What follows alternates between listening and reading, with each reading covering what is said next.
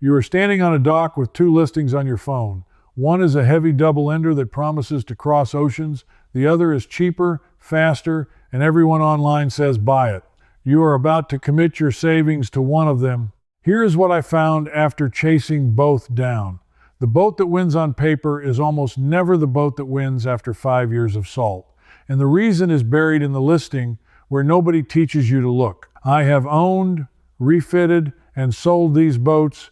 I put 6 of them under the same cold light. The name that survived to the end shocked me, and it comes down to a resin decision made in a Texas yard in the late 1970s. Let me start where most buyers start, because I started there too. The famous names, the boats that show up on every list of ocean cruisers. I want you to notice something as I go through these 6, because a pattern is going to appear, and that pattern is the whole video. The first boat is the Westsail 32.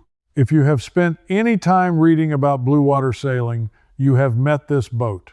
It became a legend in 1973 when a magazine put it on the cover and called it the boat that could take you anywhere. It is a heavy, full-keel double-ender drawn from a Colin Archer rescue boat lineage by way of William Atkin and later refined by William Crelock before he left the company. The hull is thick. The displacement is enormous for the length, around 20,000 pounds. People fell in love with the idea that this boat could not be stopped by any sea. But here is what the listings never tell you. The Westsail 32 is slow, painfully slow. That heavy displacement and short waterline mean you are looking at passage speeds that turn a 2-week crossing into a 3-week crossing. And speed at sea is not about ego. Speed is about weather windows. A slower boat sits in the path of systems a faster boat would have outrun. So the very weight that feels safe at the dock can put you in worse water offshore. I have watched owners spend a fortune trying to make these boats point higher and sail faster, and the hull simply will not allow it. It was never designed to. So the Westsail teaches the first lesson of this whole investigation. The feeling of safety and the fact of safety are two different things, and the gap between them is where your money disappears. That question, safety you can feel versus safety you can measure, is going to decide every verdict that follows. Because the next boat was built to answer exactly that complaint, and it created a brand new problem nobody saw coming. That boat is the Valiant 40. When Robert Perry drew the Valiant 40 in 1973, he did something that changed cruising design forever. He took the safe, sea-kindly double-ender and gave it a finished keel and a separate skeg-hung rudder and a hull that could actually move.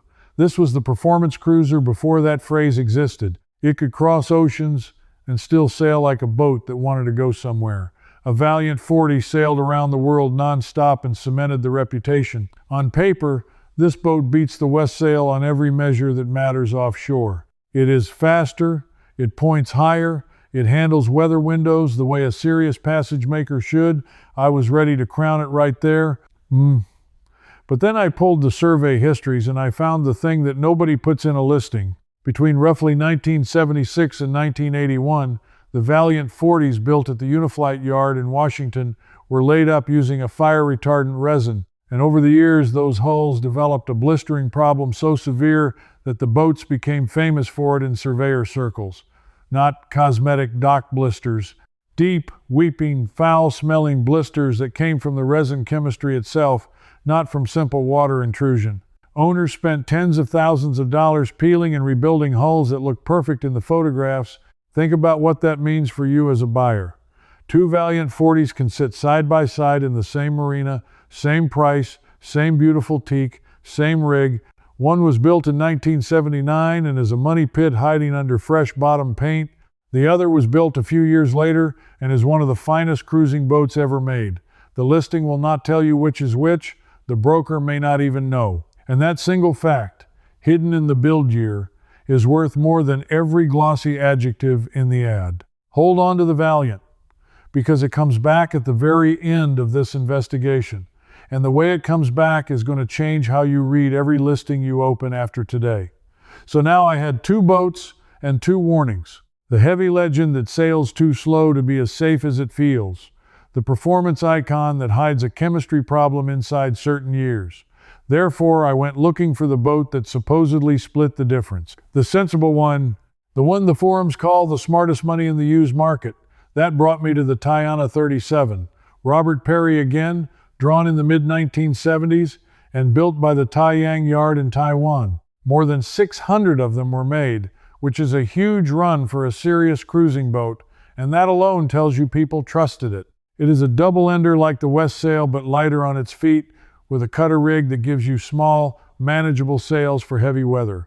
Owners cross oceans in these constantly. On the used market, you can find one for well under $100,000, sometimes far less, and it looks like the bargain of the century. Full teak interior, blue water pedigree, a price that makes the Valiant look expensive. I wanted this to be the winner. I really did. But I went to look at one in a yard in Rhode Island, and I did the thing I always do first. I put my hand on the chain plates where they pass through the deck, and I looked at the teak, and that is where the Tayana story turns. Because these boats came from the factory with acres of teak.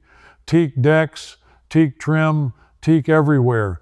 And teak is beautiful for about 15 years. After that, on a boat now 40-some years old, that teak deck is often the single most expensive problem on the entire vessel. Here is why, and this is the part the low asking price hides from you. A teak deck is thousands of little screws going through the fiberglass deck into the core below. Every one of those screw holes is a path for water. Over decades, water gets into the deck core, and the core rots, and now you are not refinishing teak, you are rebuilding the structure of the deck itself. I have seen quotes north of $30,000 to properly strip a teak deck, repair the wet core, and reglass the surface. On a boat you bought for $60,000, that is the moment the bargain stops being a bargain. So the Tayana 37 earns a split verdict, and this is the first verdict in this video you can actually use this week. The boat is genuinely excellent, but the price you see is a trap unless you know the condition of that deck. A cheap Tayana with a soft teak deck is more expensive than a costly Tayana with a deck already redone in fiberglass. The listing shows you the low number, the core moisture reading shows you the real number, and almost nobody makes you check the second one before you fall in love with the first. But if teak decks are the hidden tax on the Taiwan boats, then surely the answer is a boat with no teak deck at all. A simpler, all fiberglass boat built somewhere the buyer trusts. That logic is exactly what pushed me to the next contender, and it is one of the most beloved boats in American waters. That is the Cape Dory 36. Carl Alberg drew this boat, and Alberg is a name worth knowing because he trained under the legendary designer at the yard that built the boats that defined seaworthy in the mid-20th century. Cape Dory built these in Massachusetts through the 1970s and into the mid-1980s. It is a full keel boat with a beautiful sheer encapsulated ballast and a solid glass hull. Encapsulated ballast matters, and here is why it beats the alternative for a cruiser. On a boat with a bolted-on keel, those keel bolts are a maintenance item that can corrode and eventually need replacing, and a hard grounding can crack the joint where the keel meets the hull. On the Cape Dory, the ballast is sealed inside the fiberglass of the hull itself. There are no keel bolts to fail. You cannot lose your keel. The listings on these boats love to say built like a tank, and for once the cliche is close to true. But I ran the same cold comparison, and the Cape Dory has its own catch, and it is a catch that only shows up after years of ownership, which is exactly the kind of thing this channel exists to surface. The catch is the bronze. These boats use bronze through-hull fittings and bronze ports, which is wonderful, until you learn about a metal problem called dezincification. Over decades, seawater can leach the zinc out of certain bronze alloys, leaving the fitting looking fine on the outside while it turns brittle and pink and weak on the inside. A through hull is the fitting that keeps the ocean out of your boat. If one fails at sea, you are in a fight for the boat itself.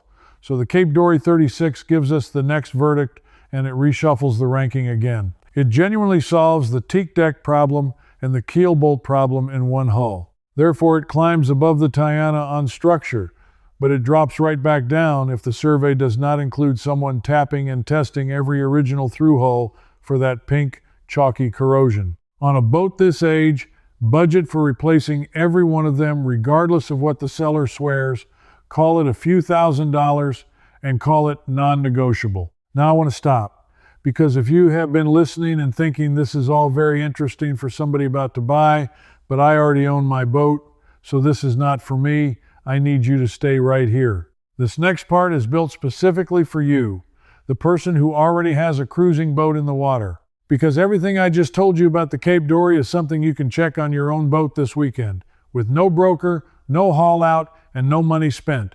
Here is what I want you to do. Go down to your boat and open the lockers where your through-hull fittings live. Find the seacocks, the valves that open and close on those fittings below the waterline. First, just try to move each one. A seacock you cannot budge is a seacock that will not save you when a hose bursts, and that alone is a finding worth the trip. Then look hard at the metal. If the bronze has gone from that warm yellow-brown to a dull, chalky pink, that is dezincification, and that fitting is living on borrowed time. You do not need the boat out of the water to see it. You are looking at the inside end of the fitting, which sits right there in the locker.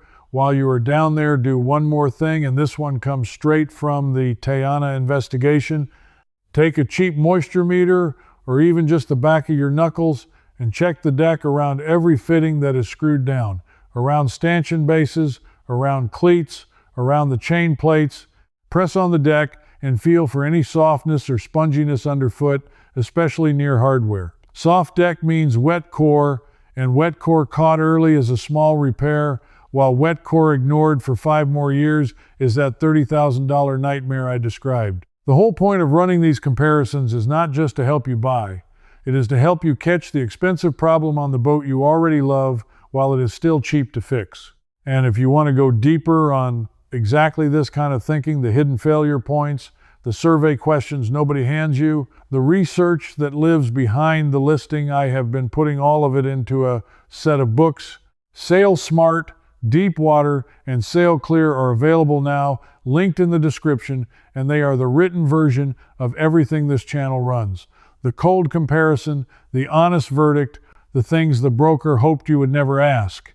So whether you are shopping or you are already out there, that hour in the lockers is the most valuable hour you will spend on your boat this month. Now let me get back to the hunt, because we still have 2 boats to weigh, and the ranking is about to get complicated. Because so far every boat I have shown you is old, 1970s and early 1980s designs. And a fair question is nagging at you right now, the same one that nagged at me. Why not just buy something newer and skip all this history? So I went and looked at the most common answer to that question in the American used market. That is the Islander 36, designed by Alan Gurney, who also drew big, fast ocean racing boats and built in California in large numbers through the late 1970s and into the 80s. And on the surface, this boat answers everything. It is roomier than the others. It sails better in light air, which matters more than people admit, because most of your sailing is not in a gale. It is in 10 knots of wind trying to get somewhere before dark. It has a fin keel and a spade rudder, so it moves.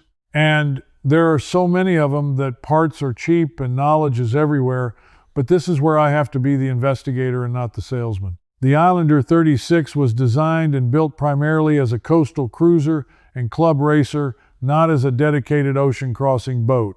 That does not mean it cannot go offshore. People have taken them across oceans. It means the margins are thinner.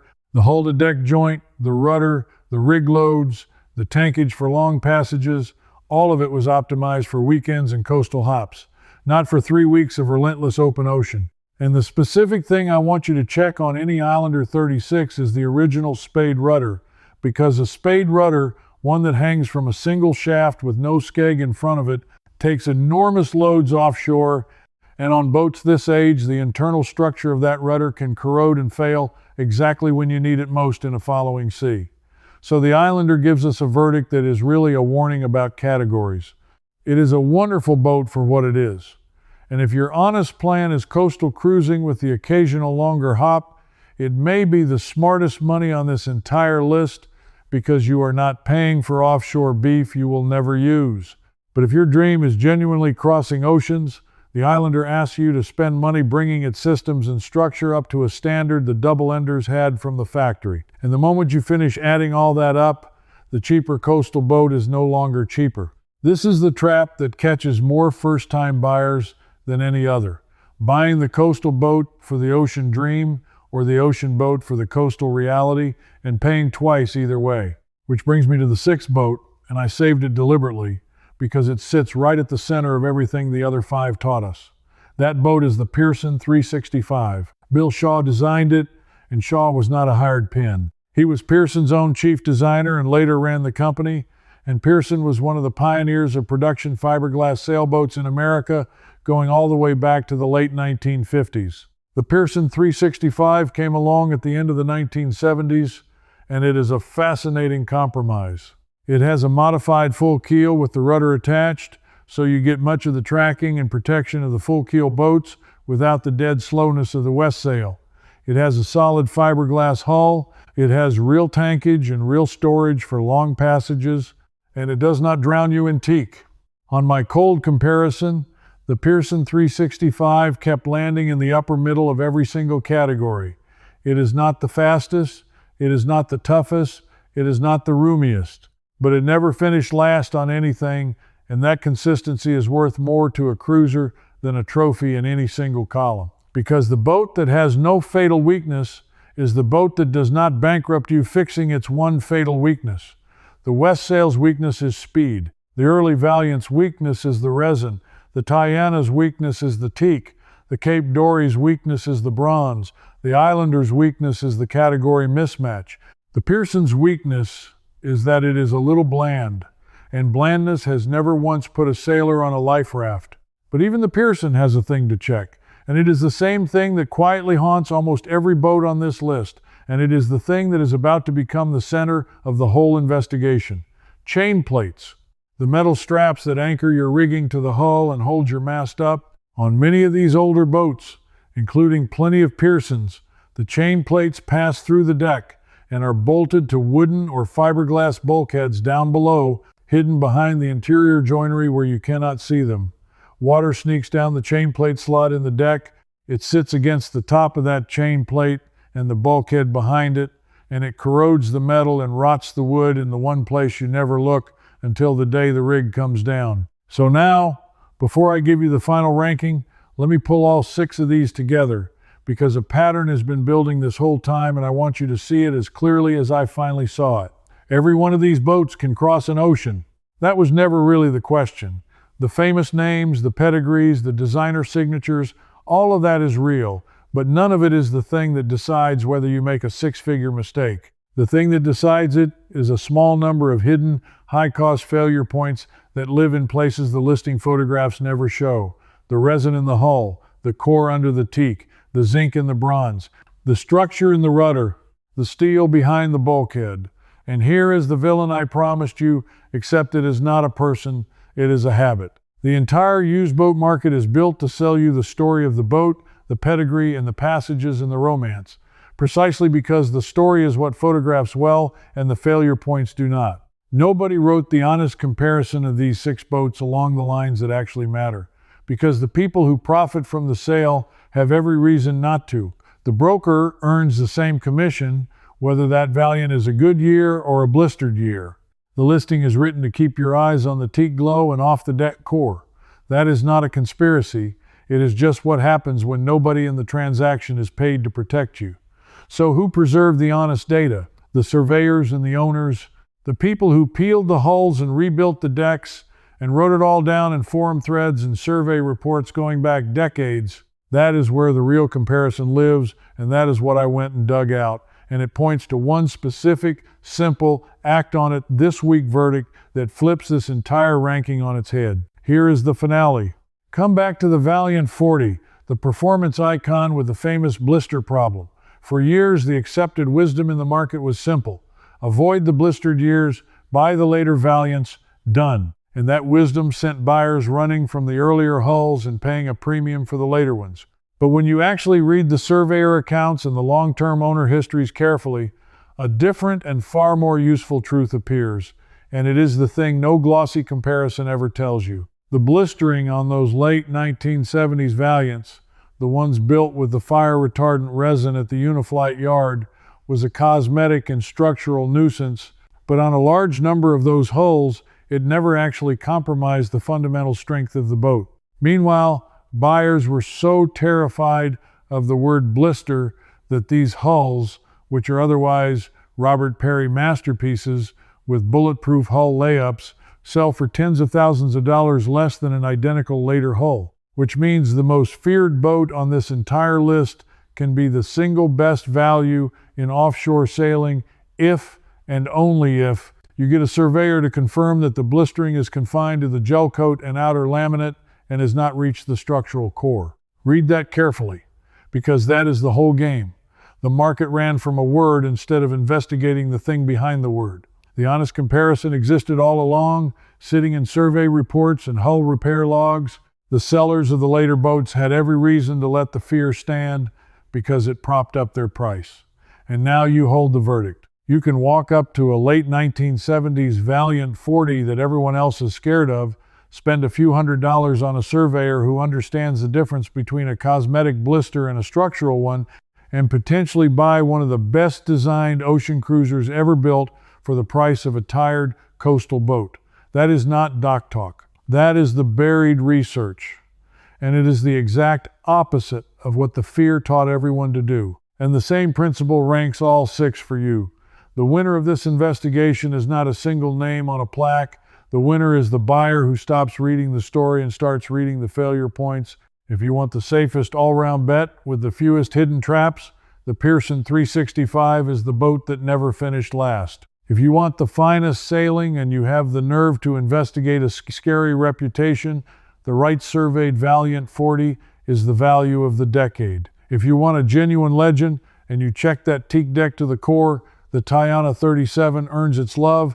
If structure is your religion, the Cape Dory 36 with fresh through hulls is a fortress. And the Westsail 32 and the Islander 36 are both wonderful boats that will hurt you only if you buy them for the wrong ocean. So here is what I want you to carry away, and it is a feeling more than a fact. The wrong boat does not announce itself. It hides behind beautiful wood and a famous name and a price that feels like a gift, and it waits until your money is gone to show you what it really is. You now know exactly where it hides. You are no longer the buyer who falls for the story. You are the buyer who walks down the dock, puts a hand on the chain plate, presses on the deck, and asks the one question the broker hoped you would never ask. That is the edge, and it is yours now. You are the kind of person who wants the honest verdict instead of the sales pitch, or you would not have stayed with me this long. So do one thing for me before you go. Tell me in the comments which two boats you are torn between right now. The exact listing sitting open on your phone, and tell me where you are watching from, because I read these and the patterns in what you are all shopping for tell me what to investigate next. If you are weighing a boat I did not name here, put it down there anyway and let me run it through the same cold light. And if you want to be part of a group of buyers who refuse to be sold the story, who demand the comparison nobody else will run, then come along for the next one. Because I just got my hands on a set of insurance loss figures that show which of these classic cruisers actually loses its rig at sea most often, and the boat at the top of that list is one that every forum on the internet calls unsinkable. I ran the numbers, I know which name it is, and next time I am going to show you. I'm Marcus, and if you've stayed this far, come one step further. Inside the cruising compass, I pick up right where I stopped here, the six-boat verdict, each hull's survey history decoded line by line. Ask me your own question, and I answer you myself, not some bot. You belong here, with thousands of sailboat buyers like you. Just point your phone at the code on screen, cancel any time with one click.